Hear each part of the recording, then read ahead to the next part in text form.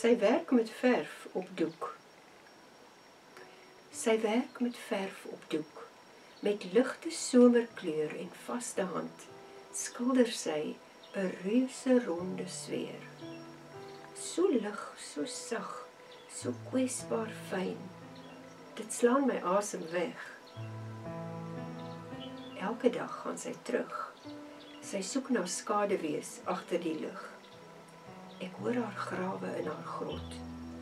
Jy sal dit nie meer herken nie, waarsku sy. Ek skrik, wil haar keer. Los die lig, wil ek sê. Dis so ragfyn, so kwesbaar en jonk. Maar ek bly stil. Kyk net na die hoekige donker wat stadig groei en die ligte sfeer al hoe helderder laat skyn.